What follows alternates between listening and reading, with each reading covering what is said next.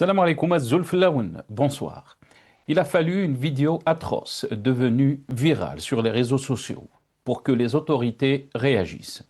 Une scène insoutenable, un jeune homme agressé, humilié, torturé physiquement et sexuellement par un gang dans un quartier délaissé de Bousmaïl, wilaya de Tipaza.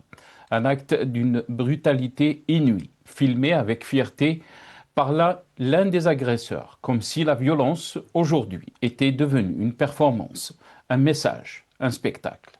Le principal auteur, connu sous le nom de Hicham El-Wahrani, n'était pas un inconnu, ce n'était pas un fantôme, mais une figure de la terreur locale, bien identifiée par les habitants de son quartier. Il a semé la terreur dans son entourage, en toute impunité, jusqu'à ce que la violence qu'il incarnait devienne virale et qu'elle force l'État à agir. Mais où étaient les institutions avant cela? Où étaient les services de sécurité, la justice, les dispositifs de prévention dans ces quartiers abandonnés à eux-mêmes? Faut-il qu'un drame soit filmé et partagé des milliers de fois pour que les autorités se réveillent? Faut-il que la douleur devienne publique pour qu'elle soit enfin prise au sérieux? L'arrestation de ce criminel ce lundi soir entre Chlef et Defla est certes une nécessité, mais elle sonne aussi comme un constat d'échec. Ce ne sont pas les forces de l'ordre qui l'ont retrouvé, mais des citoyens exaspérés, révoltés, qui ont fait ce que l'État n'a pas su faire, protéger. Le cas de Hicham El-Wahrani n'est pas isolé, il est le reflet d'un mal plus profond. La montée inquiétante d'une violence sociale gratuite, décomplexée, enracinée dans un terreau d'exclusion, de misère et de silence institutionnel. Des gangs font la loi dans certaines zones. Des jeunes se perdent, faute d'avenir, dans la délinquance la plus crue. Et les victimes, elles n'ont souvent que leur douleur à partager sur les réseaux sociaux, puisque les structures officielles ne les écoutent pas. Le problème est politique. C'est l'absence de perspective, d'écoute et de justice qui pousse une partie de la population vers la violence ou la résignation. Et tant que le pouvoir continuera de gouverner sans dialogue, sans transparence et sans remise en question, les symptômes de la crise sociale continueront de surgir dans la rue, dans les prisons, sur les écrans. Réagir au scandale, c'est bien. Agir en profondeur, c'est une autre chose. Il est temps de comprendre que la violence qui gangrène certaines parties de la société est aussi une réponse brutale, déformée, mais réelle, à un système qui a cessé d'écouter.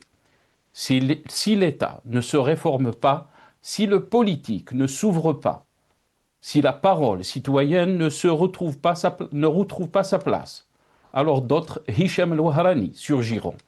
Pas parce qu'ils sont nés criminels, mais parce qu'ils ont grandi dans un silence organisé.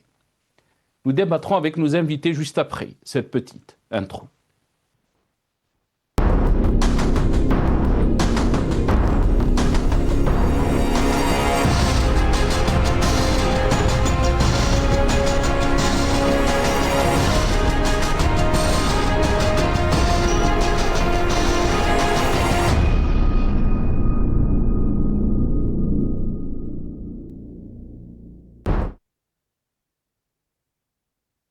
Algérie, pourquoi autant de violence et d'agression dans nos rues? C'est le titre de notre émission pour ce soir. Et pour en parler, j'ai le plaisir d'accueillir Dr Hassan Hiresh, économiste, analyste politique. Il est avec nous depuis Paris via Skype. Dr Hassan Hiresh, bonsoir. Merci beaucoup d'avoir accepté l'invitation. Azul Fellah, Hassan, très content de vous avoir avec nous ce soir.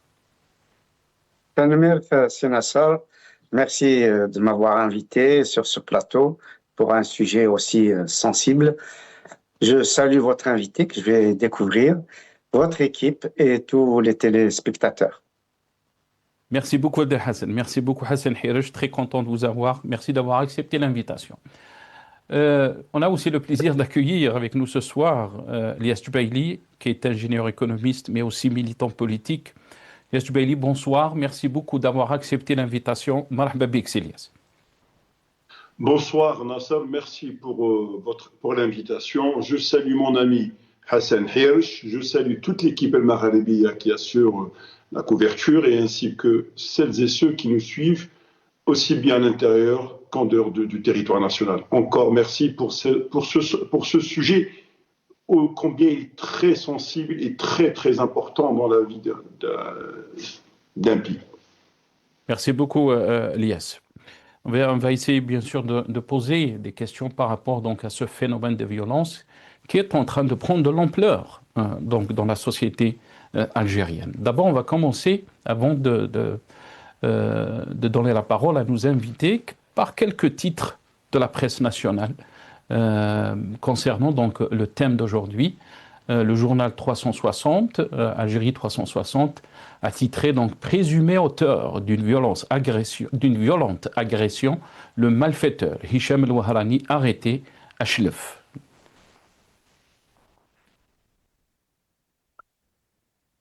Algérie aujourd'hui, arrestation à Chlef de Hicham El Wahrani, auteur d'une violente agression à Tipaza. Mais aussi, on va parler de ce procès et de cette condamnation de Fethi Gharas. Et ce titre du journal Le Matin d'Algérie, Fethi Gharas condamné à 2 ans de prison ferme.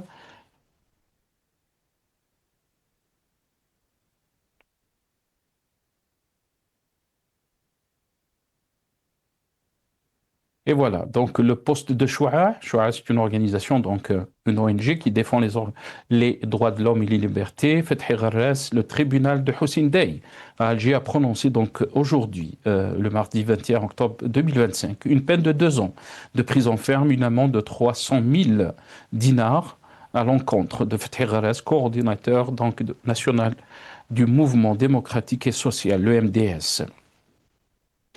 Mais aussi la Cour de justice de Stif, Hmimi Bouider. Donc aujourd'hui aussi, mardi le 21 octobre, sa décision confirmant le jugement de première instance prononcé à l'encontre de l'activiste Hmimi Bouider, le condamnant à 6 mois de prison avec sursis et à une amende de 100 000 dinars.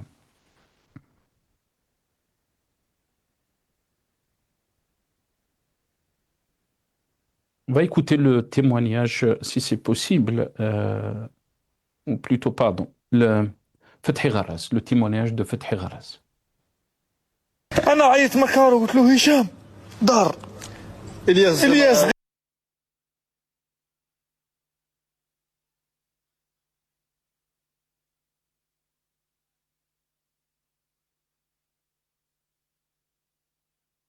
Souci avec la vidéo, on va essayer donc de la faire passer après donc les déclarations de Fethi Gharas. Mais on va commencer avec le sujet d'aujourd'hui. Docteur Hassan Hirsch, je vais commencer avec vous. Comment peut-on donc lire ou analyser cette montée de violence en Algérie? Comment peut-on l'expliquer et pourquoi donc la société est en train d'évoluer à une société où la violence donc est banalisée? On a vu donc des vidéos choquantes. Hassan Hirsch, comment on peut expliquer ça d'après vous, Dr Hassan Hirsch? C'est extrêmement complexe. Il n'y a jamais une réponse pour un phénomène social, sociétal, politique, économique absolument énorme dans notre pays. Donc, il va de soi qu'il y a des causes économiques, des causes sociales, des causes historiques, des causes éducatives, culturelles, des causes institutionnelles, ainsi de suite. Il y a énormément de facteurs qui poussent évidemment, malheureusement, une partie de notre population à des actes complètement incontrôlés, où il y a des zones de non-droit qui se sont développées dans notre pays, notamment dans les villes, dans les espaces urbains. Alors, évidemment, on peut commencer par se poser une question. Est-ce que l'État algérien, qui est dans une situation délicate, à savoir, il doit faire le choix et visiblement il l'a fait, entre investir massivement dans l'armement militaire, dans tout ce qui est militaire, pour se défendre contre les menaces évidemment extérieures, ou investir massivement dans la société, l'éducation, l'économie, l'emploi, les infrastructures, etc., pour justement faire face aussi à la menace intérieure. Donc c'est un dilemme. Aujourd'hui, le choix tend plutôt à défendre à défendre l'Algérie vis-à-vis de l'extérieur, et il y a donc forcément un délaissement au niveau de la société algérienne. Les Algériens se sentent un petit peu abandonnés par les pouvoirs publics. Bon, commençons déjà par, comment dire, les causes politiques et institutionnelles. Vous avez bien fait de faire ce parallèle entre l'emprisonnement de 2 militants et puis ce qui se passe, l'arrestation d'un délinquant, l'arrestation de 2 militants qui militent, qui travaillent pour que l'Algérie sorte de l'impasse, pour donner un certain nombre de pistes à prendre ou à ne pas prendre du reste, mais en tout cas pacifiquement, pour montrer les faiblesses, les failles du système algérien, et voir comment colmater les brèches dans un premier temps, et puis comment passer à un système qui écoute sa société. Donc ce parallèle que vous avez mis en exergue, après avoir fait un édito coup de poing, et qui effectivement mérite d'être fait, étant donné la gravité de la situation. Donc déjà la faiblesse de l'État, la corruption des élites au niveau de l'État, la criminalité, les arrestations déjà entre eux, les bagarres qu'on a vues, on a vu combien de ministres, quand même Absolument. des premiers ministres, combien de généraux, d'officiers, de walis, etc., qui sont en prison. Donc il y a une délinquance en col blanc, évidemment une délinquance qui ruisselle forcément sur la société, et notamment sur les jeunes, qui attendent plutôt un soutien de ces gens-là, plutôt que de se livrer à des détournements, plutôt que de se livrer à la répression, de se livrer à des actes complètement inappropriés, pour être euphémiste. Donc, c'est les crises politiques successives, depuis l'indépendance évidemment, mais on va dire depuis les années 90, ça a pris un grand coefficient d'accélération. Donc des transitions qui n'ont pas été faites, des suites justement à l'espoir qui a été donné par la guerre de libération nationale, par toutes les guerres donc, que le peuple algérien a menées pendant des siècles, pour ne pas remonter à plus loin, depuis la régence ottomane. Donc, en particulier, le Hirak, ce printemps démocratique, et qui a ruisselé sur l'ensemble de la région, mais pas seulement le Hirak. Il y a eu 2001 en Kabylie, il y a eu 88, octobre 88, il y a eu 1980, il y a eu donc un certain nombre de signaux qui montraient que la société n'en pouvait plus, que la société avait besoin de respirer, a besoin d'un changement profond, radical, mais évidemment avec intelligence, pas un changement brutal, brusque, mais un changement qui puisse évidemment prendre en compte l'ensemble des problématiques. Les problématiques évidemment économiques, les problématiques linguistiques, les problématiques psychologiques, économiques, ainsi de suite. Donc les causes sont vraiment multiples. Les causes économiques et sociales évidemment sont aussi totalement déterminantes. Quand on sait que la frange de la société entre 16, 18 ans à 30 ans, c'est elle qui subit le plus de chômage, alors que c'est cette frange qui est le plus diplômée. Donc, quand on voit effectivement cette situation où les gens ont espéré, sont allés à l'école, ont fait les efforts qu'on leur a demandé de faire, et puis ils se retrouvent sans emploi. Ça a conduit à la déscolarisation d'un certain nombre d'autres jeunes, par millions, c'est-à-dire qui sortent de l'école complètement illettrés. Parce que, évidemment, on a fait des mauvais choix au niveau linguistique, on a fait des mauvais choix au niveau pédagogique, on a fait de mauvais choix au niveau des programmes, on a fait de mauvais choix au niveau de l'adéquation de l'enseignement, de la formation professionnelle avec les besoins de la société, les besoins de l'entreprise, les besoins de l'agriculture, les besoins de l'artisanat, les besoins de l'entreprise privée, publique, de l'administration, etc. On a rendu avec la formation, avec le système scolaire universitaire, avec l'arabisation qui a été décidée de façon vraiment totalement inintelligente, si je peux utiliser ce mot-là, et qui a abouti, on le voit aujourd'hui, on voulait revenir en français, mais comme c'est un peu honteux pour eux, ils veulent revenir à l'anglais, ils préfèrent un grand impérialiste qu'un petit colonialiste, ainsi de suite. Donc tous ces problèmes sont liés, enchevêtrés, etc. Et évidemment, nous sommes dans une situation extrêmement fragile. La fragilité la société, des familles, la déstructuration des familles, quand il n'y a pas, évidemment, de continuum, c'est-à-dire de lien entre la culture familiale et la culture scolaire, la culture universitaire, qu'il y a au contraire des fossés. On a voulu faire de l'Algérien un autre qu'un Algérien. On a voulu faire de lui un oriental bissif, à coup de matraque.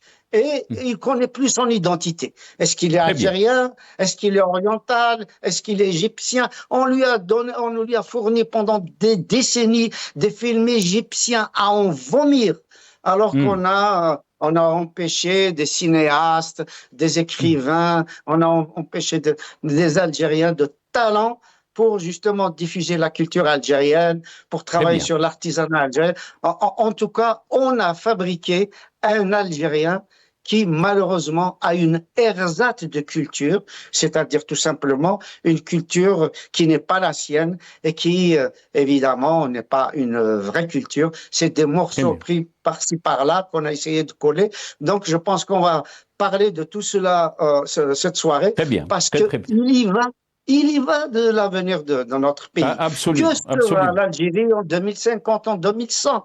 Absolument. Restez avec nous, Dr Hassan Hirsch. C'est une question très pertinente que vous posez par rapport donc au futur de la société algérienne dans le contexte que nous vivons, mais aussi ce phénomène de violence.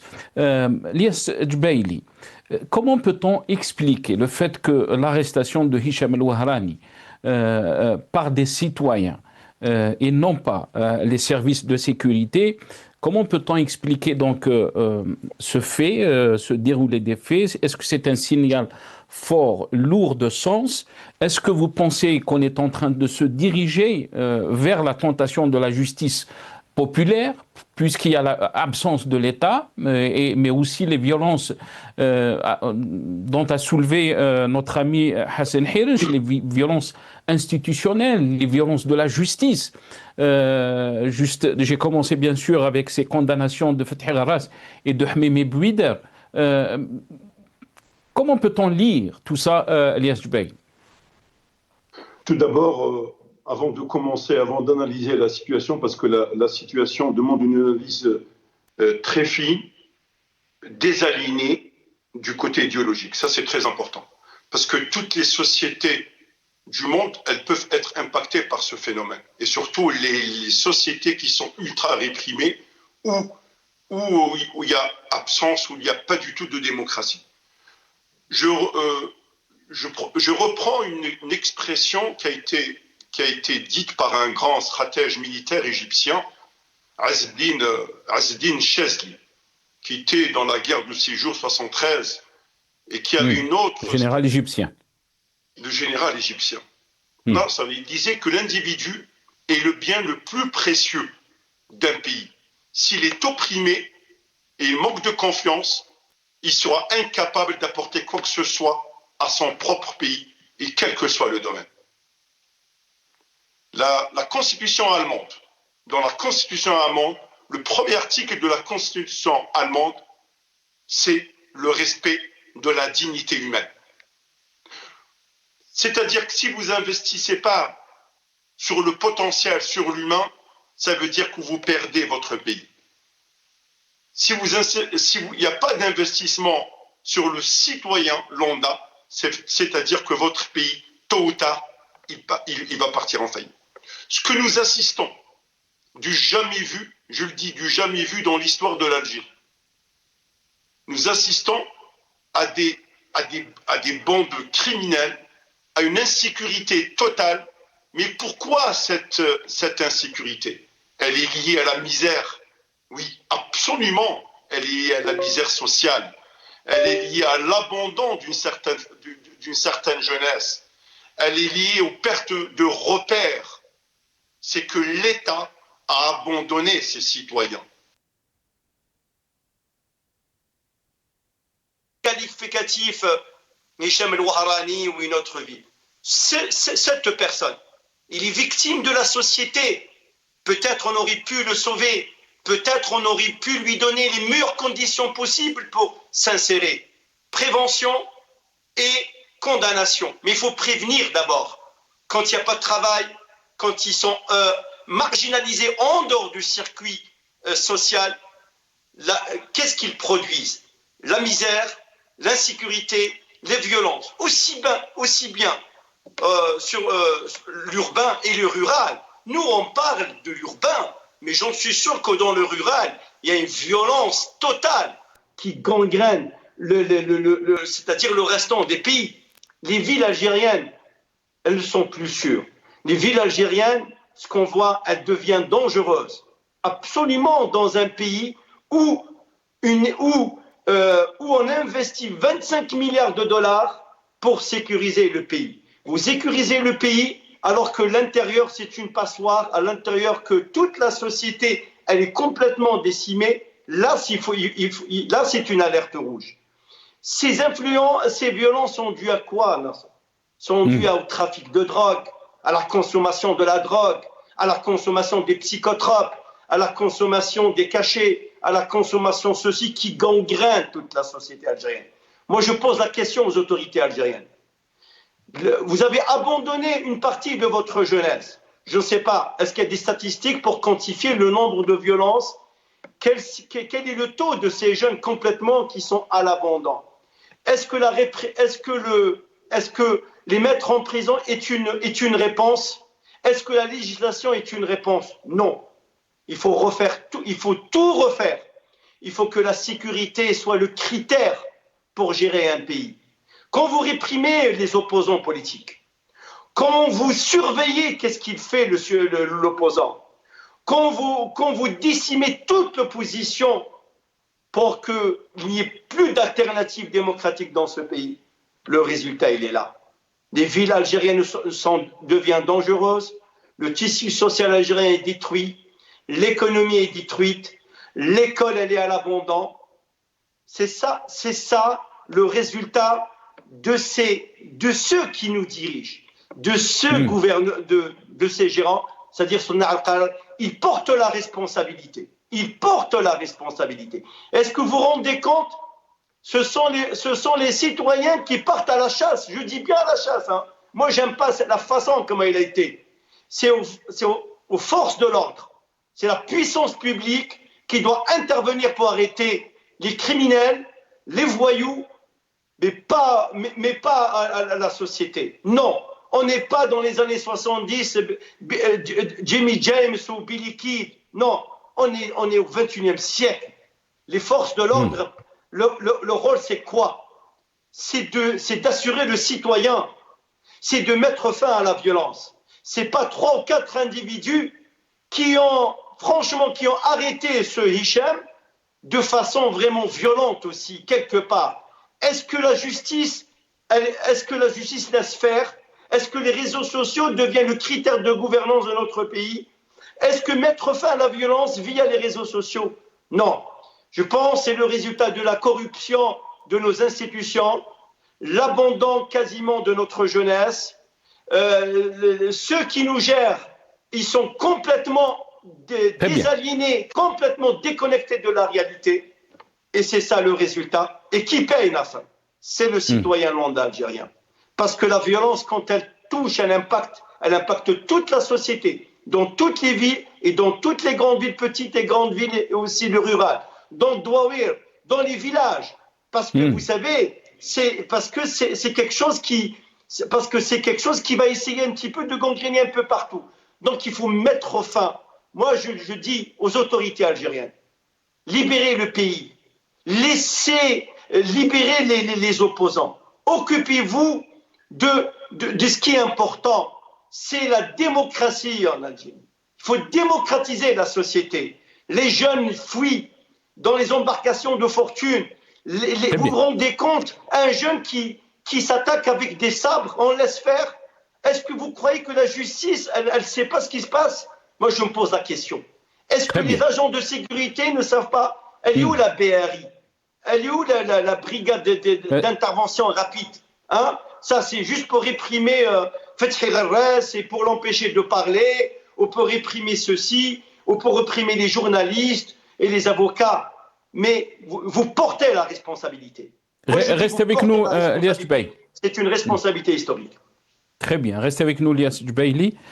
C'est une responsabilité historique, vous êtes en train de dire. Mais d'abord, vous avez parlé de cette arrestation de cette personne, de ce Hicham El-Wahrani. On va regarder cette petite vidéo et je reviens à vous juste après. انا عيط مكارو قلت له هشام دار الياس غير صابو دار ما حلبنيش اطلاقا فتح الطوموبيل وراح يجري انا هبط دقه قال لك طلع حقد غير عليه كي قبضوه طاح معاه تعافروا صدق شغل مغبون شويه انا من الحق عليه هو داير كيما البغل الله يبارك ضحكت عليه قبضته من كرعيه رمقليتو شويه الياس كان فوق تما هذيك هي صافي الطوموبيل اللي تفوت نقاروها هيا انت فهمت عينا والله ما نجمنا انا نضرب وهذا يضرب انا صح الشعب دار هكا قسما بالله يا خوتي لا الشعب من كثرة اللي تلين بزاف امنوني ياك شغل غاضني من بعد صاي شفت باللي ودي الحيه مش اللي بيع وانا ياك كنا كنطيقوا شغل ما نشرح نضرب انايا غير الشعب يضرب وانا ما نضربش كاش حقي انا هيا بديت غير هاك غير هاك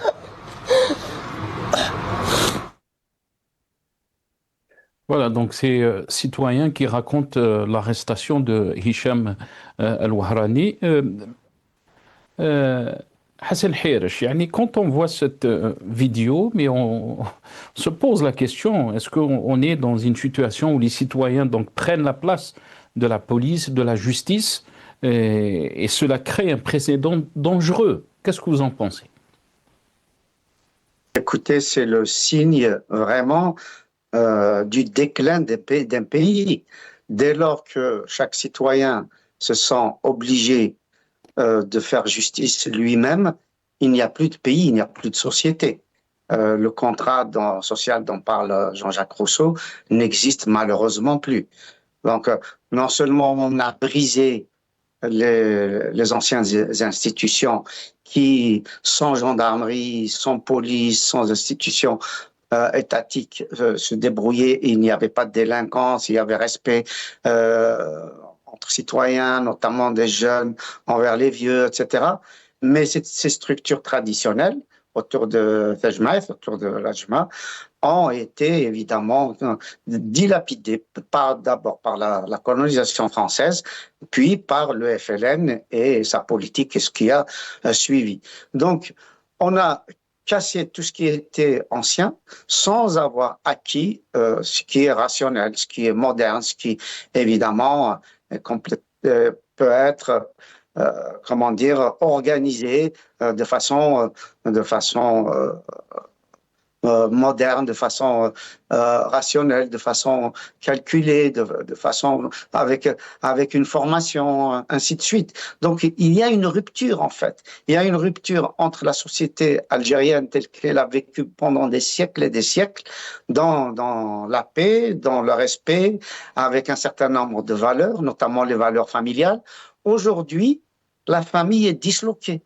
Aujourd'hui, les cousins, les frères s'entre-déchirent pour des raisons d'héritage, pour des raisons de pension de leurs parents, pour des raisons de logement, parce qu'ils n'ont pas de logement, pour des raisons d'emploi, parce que dans une famille, il y a une famille de 10 personnes, il y a un seul ou deux qui travaillent, et puis le rapport homme-femme, les garçons sont exclus sont déscolarisés, exclus du système scolaire universitaire en grande majorité. Les jeunes filles réussissent mieux parce que il y a énormément de facteurs, parce que c'est leur seule issue, parce que elles sortent moins, donc elles ne sont pas dans des zones de délinquance, etc. Donc elles réussissent mieux à l'université. Du coup, les jeunes, évidemment, garçons, sont dans le ressentiment. Et puis, encore une fois, la déscolarisation est énorme. On calcule jamais ce problème en Algérie. On parle uniquement de dizaines de milliers qui ont le bac ou de centaines de milliers qui rentrent à l'école, etc. Mais entre les centaines de milliers d'Algériens qui rentrent à l'école la première année et ceux qui sortent en terminale avec le bac, beaucoup évidemment sont complètement délaissés. Donc c'est un phénomène global. J'insiste sur la déstructuration de la famille avec évidemment sa culture ancestrale. On a voulu lui injecter une culture qui n'est pas la sienne, ce qui fait qu'on parle une langue dans la famille, une langue dans la rue, une langue à l'école, une langue dans les médias. Tout ça est déstructurant. Il n'y a pas une cohésion sociale, une cohésion culturelle. On ne répond pas aux besoins de la société, on répond aux besoins de l'idéologie, aux besoins de la répression. Donc vous l'avez souligné. Il y a une détresse psychologique énorme, ce qui fait que l'Algérien aujourd'hui, qu'il soit d'ailleurs même dans les institutions, a fortiori dans le reste de la société, sont dans des troubles émotionnels énormes. Il y a, vous devriez inviter un jour des psychiatres parce qu'il y a un gros problème en Algérie au niveau de la santé mentale et des études indiquent justement que beaucoup de jeunes qui sont en déperdition subissent des troubles, psychologiques. Docteur Hassan Hiresh, je m'excuse, je vous ai coupé la parole. Qui est responsable de ce constat, docteur Hassan Hiresh? Parce que vous avez soulevé aussi dans votre première intervention des points très importants et très pertinents. Vous avez fait le parallèle par rapport donc à la situation politique. Vous avez parlé des anciens premiers ministres qui ont été arrêtés, des généraux, des officiers, et souvent les Algériens parle de cette lutte clanique. Est-ce que vous pensez que le pouvoir, parce que le pouvoir est opaque, distant et souvent autiste face aux demandes sociales, vous l'avez souligné, la fermeture du champ politique, du champ médiatique aussi, le verrouillage de l'expression citoyenne, l'absence de dialogue, nous amène à cette situation, de violence? Absolument. Lorsque je vous disais qu'il y a une rupture qui a été opérée et de façon brutale entre la société ancienne et la société d'aujourd'hui, qui n'est pas une société moderne, pas du tout. Alors, les filiations avant, dans la société traditionnelle, c'était quoi? Les filiations, c'était la famille, c'était Tajmath, c'était les groupes sociaux, et c'était évidemment les métiers, l'artisanat, l'agriculture et tout ce qui pouvait évidemment servir les petits commerces, ainsi de suite. Alors, à partir du moment où on n'est plus dans ce cas de figure, donc, qu'est-ce qui peut être structurant dans une société? Ce qui peut être structurant, c'est-à-dire parce que l'être humain est grégaire, il a besoin d'appartenir à un groupe. Alors, il doit appartenir à un parti politique, il doit appartenir à un syndicat, il doit appartenir à une association, il doit appartenir à un groupe de réflexion, ainsi de suite. À partir du moment où tout cela est interdit, Même les cafés littéraires sont interdits. Donc, il y a une perte de repères.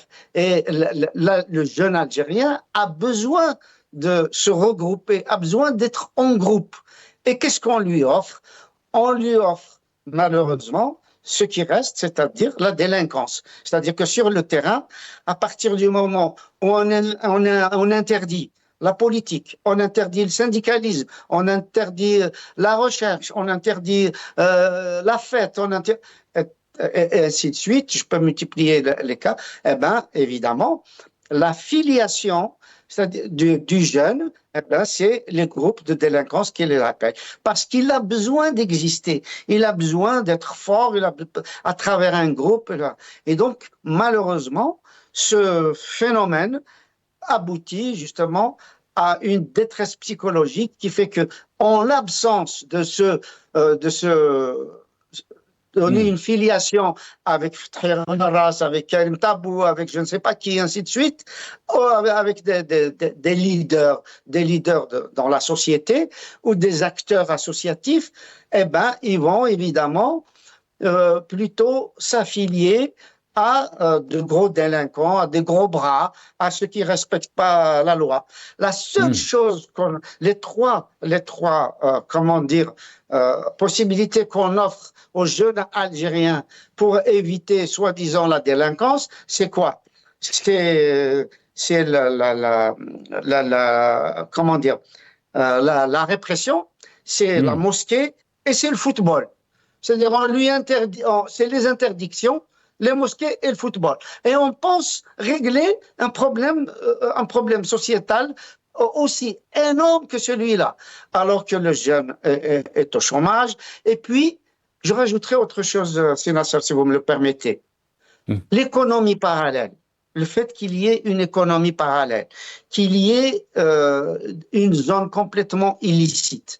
Eh ben, les jeunes qui n'ont pas de travail officiel, ni dans l'entreprise privée, ni publique, ni dans l'administration, eh ben, donc il va essayer par tous les moyens de se débrouiller dans l'économie parallèle, dans la circulation de l'argent, des armes, de la drogue et du trafic de devises, ainsi de suite. Tout ça mène à la délinquance, mène au rapport de force, mène évidemment à la tricherie et puis mène aussi à des actions illicites autour de nos frontières qui sont évidemment énormissimes. Donc, on va évidemment créer des petits groupes, à la frontière marocaine, à la frontière mauritanienne, nigérienne, malienne, tunisienne, libyenne, etc. Et on va organiser des trafics. On va, par exemple, vendre les produits qui sont subventionnés en Algérie pour les vendre dans le Sahel, pour le vendre à des Marocains, des Tunisiens, des Libyens, ainsi de suite. Donc, tout cela crée un ensemble global d'esprit anxiogène et délinquant. Très bien, restez avec nous, docteur Hassan Hirish. Elias Jubaili, d'abord on va écouter ce passage, le chef de l'État, Majid Tebboune, parler donc du problème de la drogue. On l'écoute et je reviens à vous, Elias Jubaili. إغراق الجزائر بالمخدرات أساسها هذا هو أساسها باش يقضي لك على المستقبل تاعك راهم يدخلونا في السموم ولولا يقظة الجيش الوطني الشعبي ولولا يقظة مصالح الأمن المختلفة لكانت الكارثة السنة هذه 25 مليون قرص مهلوس بغاو يوصلوها حتى الأطفال الصغار ما المخدرات اللي تجينا من الغرب واللي تجينا من هذيك ما نتكلموش عليها اليوم لا كوكايين صبحت تصنع في بعض دول افريقيا وتدخل. Voilà, donc Elias Jubaili, le chef de l'État, bien sûr, a soulevé le problème de la drogue, mais aussi un phénomène et un fléau très dangereux pour la société, dans la société algérienne. Mais c'est toujours l'autrui, c'est toujours l'autre qui est responsable. Est-ce que vous pensez aussi que il y a des questions légitimes quand vous avez soulevé aussi la question des militants politiques, des militants des droits de l'homme qui sont tout de suite traqués, tout de suite poursuivis en justice pour un poste, alors qu'on laisse comme ça un phénomène de la violence qui est en train de prendre de l'ampleur, la drogue aussi, dans la société algérienne, on se dit où sont les services de sécurité pour faire face à ces fléaux dangereux pour notre société? Qui est responsable d'après vous? On m'a écrit, on m'a dit, Lies, toujours tu charges le régime. Moi, je vais le charger davantage maintenant. Je vais vous dire pourquoi la violence, elle existe en Algérie. Et on va remonter en 64. Vous savez que les Algériens n'arrivent plus à dialoguer ensemble. On n'arrive plus à dialoguer ensemble. C'est-à-dire, si vous avez remarqué, il ne se passe pas un jour sans que les réseaux sociaux ou divers supports d'information nous parlent de violence. Que ce soit dans les quartiers, on était à la plage, les routes, les autoroutes, les marchés. Toujours des bagarres quotidiennes. Et maintenant, on entend le retour du débat sur la peine de mort. Moi, ça me rappelle la peine de mort, ça me rappelle Chabani. Chabani, qui a été condamné en 64, et que Tahar Zbir, il est parti à Boumediene pour lui dire, quand même, Hada Moujahid, Hada quand même, il est Moujahid Kibir, il fait partie des grands révolutionnaires. Au moins, essayer de commuer sa peine à 20 ans ou à 10 ans. Fin de l'en recevoir. Le tuer, l'assassiner, le mettre fin.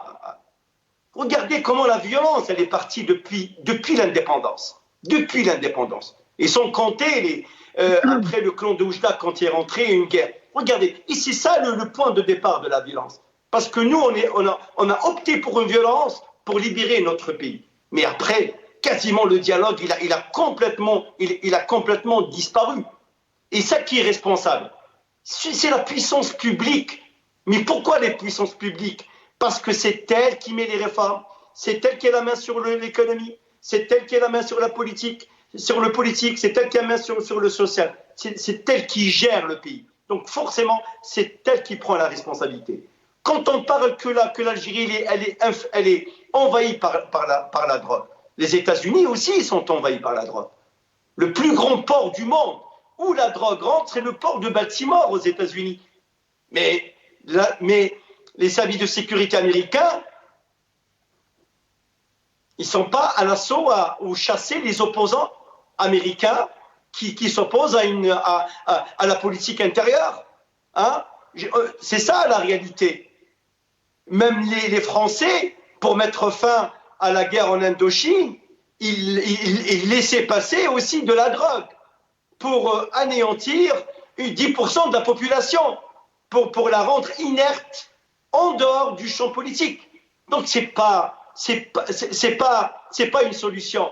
Il faut revenir au sujet il faut revenir au sujet. Le cœur du sujet, c'est que le politique, c'est lui qui n'a pas su gérer les choses.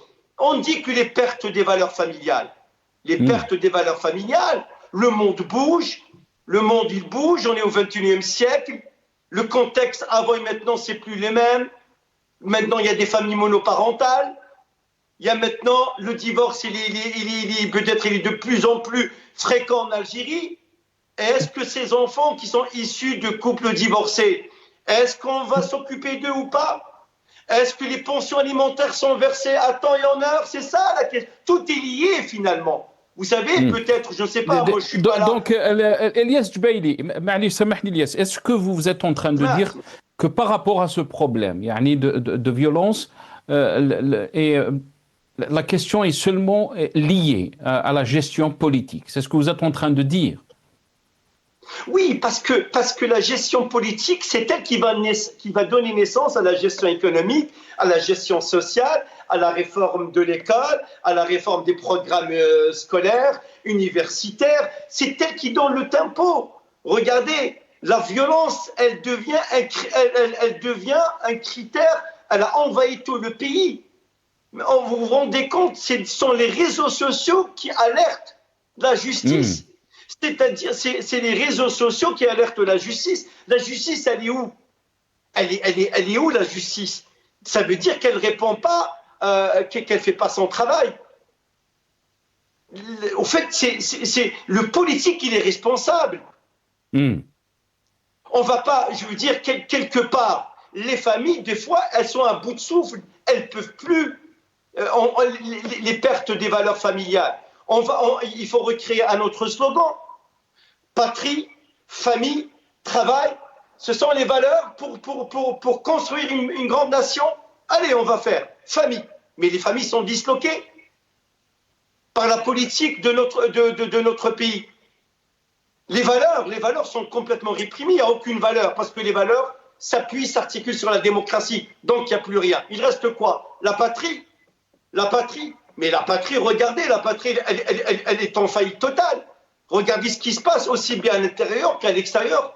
Les problèmes internes et manque de légitimité rejaillissent sur le plan international et diplomatique. Absence totale, aussi bien à l'intérieur que à l'extérieur. Donc, en fait, c'est des reflets, aussi bien à l'intérieur que à l'extérieur, c'est des reflets. Ce sont des miroirs qui sont le reflet de la société algérienne, aussi bien à l'intérieur et à l'extérieur. Et qui est le responsable? Forcément, quand il y a un crime qui est commis, nous cherchons la responsabilité.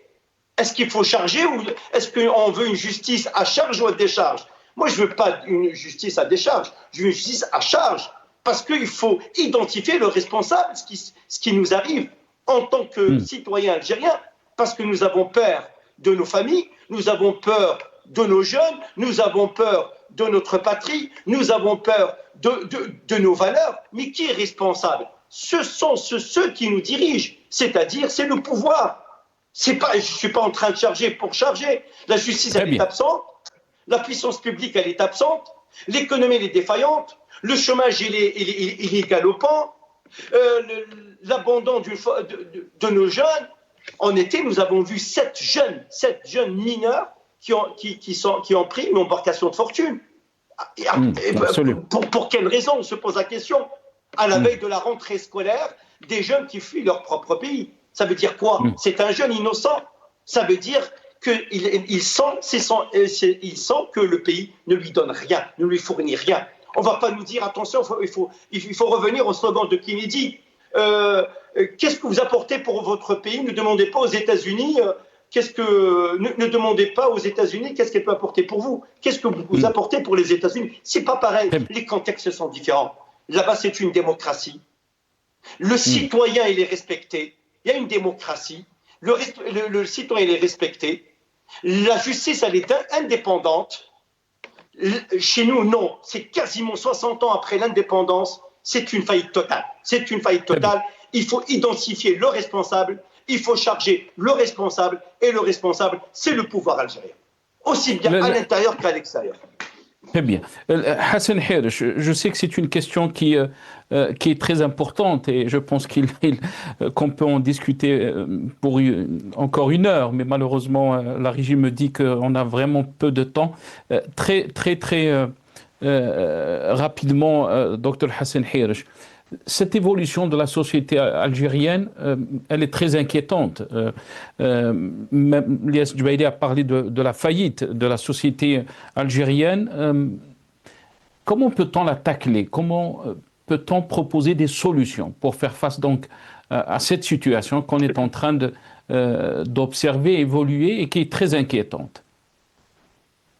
La première solution, c'est de laisser libres les femmes et les hommes qui apportent des solutions, c'est-à-dire les femmes et les hommes politiques, c'est-à-dire ceux qui, évidemment, ont consacré leur vie à imaginer des programmes politiques, sociaux, éducatifs, économiques pour le peuple algérien, c'est-à-dire laisser les Algériens faire leur choix de quelle est justement la société qu'on veut. Quelle est la situation actuelle et quelle est la situation désirée et comment aller de la situation actuelle à la situation désirée, c'est de savoir quelles sont les étapes, quelles sont nos ressources à mettre en œuvre et quels sont les facteurs de blocage. Et parmi les ressources, évidemment, nous avons l'intelligence des Algériens. Nous avons cette force extraordinaire de la jeunesse. Nous avons des moyens du pétrole, du gaz et d'autres minéraux. C'est-à-dire nous avons des ressources minières et nous avons des ressources humaines. Le blocage, il vient d'où? Le blocage, il vient effectivement du fait politique. C'est-à-dire qu'on ne permet pas à l'Algérien d'être acteur chez lui, dans sa localité, dans son quartier, etc. Et pour qu'il soit acteur dans son quartier, dans sa localité, il faut une décentralisation totale de l'État. On ne peut pas tout décider à partir d'El Mouradia, à partir des beaux quartiers d'Alger, et décider pour Sétif, pour Borj Bouaridj, pour Tlemcen, pour Tamanrasset, ainsi de suite. Ça, ce n'est plus possible.